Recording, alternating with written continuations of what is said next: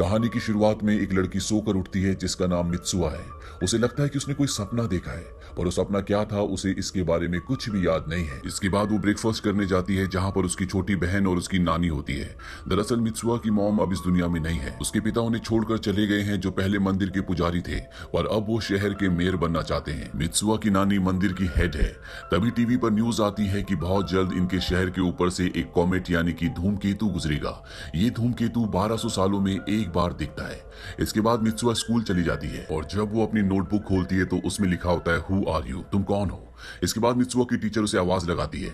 Mitsuha खड़ी हो जाती है। उसकी टीचर कहती है कम से कम तुम्हें आज अपना नाम तो याद है, कल तुम अपना नाम भी भूल गई थी। मित्सुआ के दोस्त उसे बताते हैं कि कल तुम अपना डेस्क, अपना लॉकर सब कुछ भूल गई थी, और यहाँ तक कि तुम अपने बाल भी खोलकर स्कूल आई थी। मित्सुआ कहती है कि मुझे कल के बारे में कुछ भी याद नहीं है, आजकल मुझे ऐसा लगता है कि मैं किसी सपने में हूँ।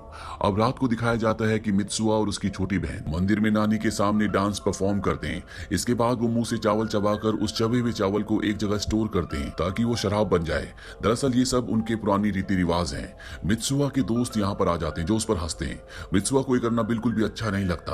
वो यहाँ की जिंदगी से पूरी तरह से बोर हो चुकी है, इसीलिए वो रोते हुए चिल्लाते हुए कहती है कि मुझे अपनी जिंदगी से नफरत है, मुझे इस जगह से नफरत है। अगले जन्म में मुझे टोक्यो का कोई स्मार्ट लड़का बनाना। और अगली सुबह जब वो उठती है तो वो एक लड़के के रूप में उठती है जिसका नाम ताकी है, जो टोक्यो शहर में रहता है। मित्सुआ ये देखकर पूरी तरह से हैरान होती है कि वो एक लड़का बन गई, पर उसे पूरा विश्वास है कि ये एक सपना है। इसके बाद वो स्कूल जाती है जहाँ पर वो किसी को नहीं पहचानती, पर उसका दोस्त उसे पहचान लेता है। ये सब के सब एक कैफे में जाते हैं जहाँ पर मित्सुआ को बहुत अच्छा लगता है, क्योंकि गांव की जिंदगी में सब कुछ नहीं होता। तभी मित्सुआ के मोबाइल पर एक मैसेज आता है कि तुम्हें काम पर आने में देर हो गई है। मित्सुआ अपने दोस्तों को कहती है कि मुझे काम पर जाना है। उसके दोस्त कहते हैं कि हाँ तुम जा सकती हो। मित्सुआ कहती है लेकिन मैं काम कहाँ करती हूँ। उसके दोनों दोस्त ये सुनकर पूरी तरह से हैरान हो जाते हैं। इसके बाद दिखाया जाता है कि मित्सुआ, जो कि एक ताकी नाम के लड़के के शरीर में है, वो एक रेस्टोरेंट में जॉब करती है। यहाँ पर वो अपने सारे काम मेस्ड अप कर देती है। उसे कुछ समझ नहीं आता कि उसे कहाँ जाना है और क्या करना है, पर वो टोक्यो शहर की जिंदगी को बहुत एंजॉय कर रही होती है। रात को सोने से पहले वो अपने हाथ पर नाम लिखती है मित्सुआ, जिस तरह उसकी नोटबुक पर किसी ने लिख दिया था हु आर यू। और जब सुबह वो उठती है तो वो अपने असली शरीर में होती है, अपने गाँव में, पर उसे कल के बारे में कुछ भी याद नहीं होता। वहीं जब ताकी उठता है तो वो देखता है कि उसके हाथ पर मित्सुआ लिखा है। उसे भी अपने कल की जिंदगी के बारे में कुछ पता नहीं होता। दरअसल रात को जब ये दोनों सो जाते हैं तो ये दोनों अपना शरीर बदल लेते हैं, यानी कि ताकी, जो कि टोक्यो शहर में रहता है, वो मित्सुआ के शरीर में चला जाता है और उसके गांव की जिंदगी जीता है। वहीं मित्सुआ ताकी के शहर में आ जाती है और टोक्यो की जिंदगी जीती है जैसा कि वो हमेशा से जीना चाहती थी। पर इन दोनों को कुछ याद नहीं होता। पर जैसे जैसे दिन बीतते हैं, इनके आसपास के लोग इन्हें एहसास दिलाते हैं कि एक दिन पहले जो तुम कर रहे थे उसे देखकर ऐसा लग ही नहीं रहा था कि वो तुम हो। और अब इन्हें पूरा यकीन हो चुका है कि सोने के बाद ये दोनों शरीर बदलते हैं, इसीलिए ये एक दूसरे के लिए मैसेजेस छोड़ते हैं जिसमें एक दूसरे को बताते हैं कि इन दोनों ने पूरे दिन क्या किया, क्योंकि उठने के बाद इन्हें कुछ भी याद नहीं रहता। साथ ही ये भी रूल होता है कि नहा नहीं सकते और ना ही एक दूसरे के शरीर को छेड़ सकते हैं, और ना ही मित्सुआ ताकी के पैसों को बहुत ज्यादा वेस्ट कर सकती है। और वो दिन आता है जब कॉमेट मित्सुआ के गांव में गिरने वाला है और ये दोनों अपनी अपनी बॉडी में होते हैं। मित्सुआ ने ताकी के लिए एक मैसेज छोड़ा होता है और उसमें लिखा होता है कि उसके साथ काम करने वाली मिस ओकुदेरा, जिसे सभी पसंद करते हैं, उसके साथ मित्सुआ ने ताकी की डेट फिक्स कर दी है। ताकी इससे बहुत खुश होता है, वो ओकुदेरा से मिलने के लिए जाता है। वहीं दूसरी तरफ मित्सुआ को दिखाते हैं जो इन दोनों की डेट फिक्स करने के बाद बहुत दुखी होती है। उसकी आंखों में आंसू होते हैं क्योंकि अब वो कहीं ना कहीं ताकी को पसंद करती है, उससे प्यार करती है। ताकी और ओकुदेरा दोनों एक दूसरे के साथ पूरा दिन बिताते हैं, लेकिन ओकुदेरा जाने से पहले ताकी को कहती है कि मुझे ऐसा नहीं लगा कि मैं तुम्हारे साथ हूँ, तुम आज बहुत बदले हुए लग रहे थे। और ओकुदेरा के जाने के बाद ताकी एक बार फिर से अपने मोबाइल में मित्सुआ के नोट्स पढ़ना शुरू कर देता है जो उसने उसके लिए लिखे थे। मित्सुआ ने लिखा होता है कि जब तुम्हारी डेट खत्म होगी तो आसमान में धूमकेतु दिखना शुरू हो जाएगा। ताकि आसमान की तरफ देखता है पर वहां पर कोई धूमकेतु नहीं होता। वो मित्सुआ को कॉल भी करता है पर उसका फोन नॉट रीचेबल होता है। वहीं दूसरी तरफ मित्सुआ को दिखाया जाता है जो आसमान में धूमकेतु देख रही होती है, जो 2 हिस्सों में बढ़ जाता है। कई दिन हो जाते हैं और अब ताकी के शरीर में कभी भी मित्सुआ नहीं आती और ना ही मित्सुआ के शरीर में ताकी जाता है। इस बात से ताकी परेशान हो जाता है। उसे एग्जैक्टली नहीं पता कि मित्सुआ का गांव किस जगह पर है, इसीलिए वो अपनी यादों से मित्सुआ के गांव का एक स्केच ड्रॉ करता है ताकि वो मित्सुआ से मिल सके, और अपने 2 दोस्तों के साथ उस गांव को ढूंढने के लिए निकल जाता है। बहुत ढूंढने के बाद भी उसे नहीं पता चलता, और जब ये सब हताश हो जाते हैं और वापस आने की तैयारी कर रहे होते हैं तो एक रेस्टोरेंट में खाना खाने के दौरान वहां का शेफ इस फोटो को देख लेता है और वो बताता है कि ये इतोमोरी है, मेरा जन्म भी यहीं पर हुआ था। ताकी को नाम याद आ जाता है। वो कहता है कि हाँ मुझे इतोमोरी जाना है। ये सुनकर शेफ और उसके दोनों दोस्त हैरान होते हैं क्योंकि आज से 3 साल पहले यानी कि सन 2013 में इतोमोरी गांव में धूमकेतु का एक टुकड़ा गिरा था जिससे पूरा गांव तबाह हो गया और वहां पर रहने वाले सारे लोग मारे गए। अब ताकि उस जगह जाता है जहां पर इतोमोरी था और वो देखता है कि धूमकेतु गिरने से वहां पर एक बहुत बड़ा गड्ढा हो गया है जो अब एक झील बन चुका है। ताकि को कुछ समझ नहीं आता और वो वापस आ जाता है। वापस आकर वो उस डेटा को देखता है जिसमें इतामोरी के लोगों की डिटेल्स होती है जो धूमकेतु गिरने से मारे गए थे और इसमें मित्सुआ का भी नाम होता है। साथ ही उसके मोबाइल पर मित्सुआ ने जितने भी नोट्स उसके लिए लिखे थे वो सब के सब गायब हो चुके होते हैं। ताकि को विश्वास हो जाता है कि जो कुछ उसने देखा था वो सिर्फ एक सपना था, उसका हकीकत से कोई भी लेना देना नहीं था। अब यहाँ पर उसके कमरे में मिस ओकुदेरा आती है जिसके साथ मित्सुआ ने उसकी डेट फिक्स की थी। दरअसल वो भी उसका साथ देने के लिए यहाँ पर आई होती है और वो देखती है कि ताकि के हाथ पर धागों से बना हुआ एक रिबन बंधा हुआ है। वो ताकि से पूछती है कि ये कहाँ से आया। ताकि बताता है कि आज से 3 साल पहले सन 2013 में मैं एक लड़की से मिला था जिसे मैं नहीं जानता था, उसी ने मुझे दिया था। मैं इसे अपना लकी चार्म समझता हूँ, इसीलिए हमेशा इसे अपने हाथ पर पहनता हूँ। अब अगली सुबह जब ताकि के दोस्त उठते हैं तो वो देखते हैं कि ताकि ने उनके लिए एक लेटर छोड़ा हुआ है जिसमें लिखा होता है कि तुम टोक्यो वापस चले जाओ, मैं बाद में आ जाऊंगा। वहीं ताकि को दिखाया जाता है जो शरीन के मंदिर जाता है।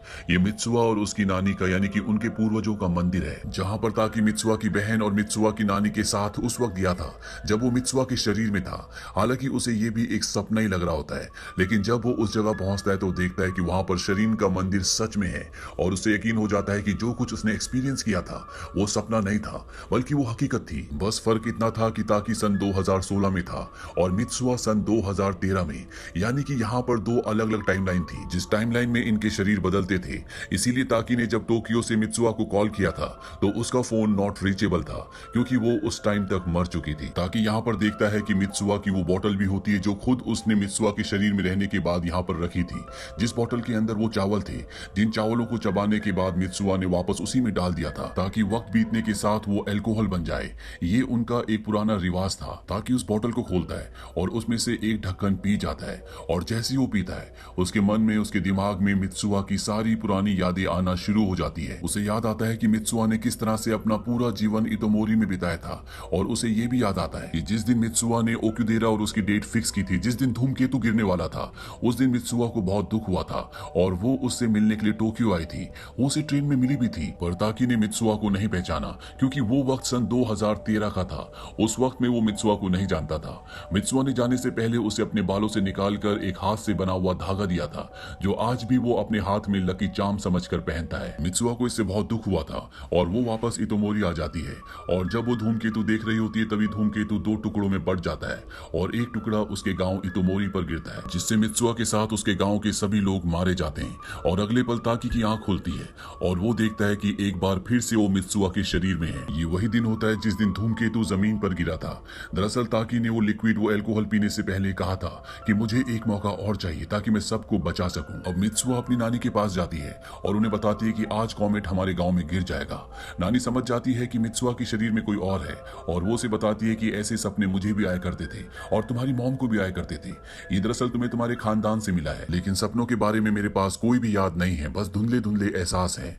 अब मित्सुआ जिसके शरीर के अंदर ताकि है वो समझ जाता है कि अगर मैं यहाँ मित्सुआ के शरीर में हूँ तो मेरे शरीर के अंदर मित्सुआ होगी जो शरीन के मंदिर में है, यानी कि वो उसके आसपास ही है और वो उससे मिलने के लिए जाती है। वहीं ताकि को दिखाया जाता है जिसके शरीर में मित्सुआ है और जब वो ऊपर से अपने गांव को देखती है तो वो देखती है कि वहां पर सिर्फ एक तालाब है। उसे ऐसा इसलिए दिख रहा होता है क्योंकि उसका शरीर अभी सन 2016 में है। वो समझ जाती है कि यहाँ पर धूमकेतु गिरा था जिससे पूरा का पूरा गांव तबाह हो गया और तभी उसे ताकि की आवाज सुनाई देती है।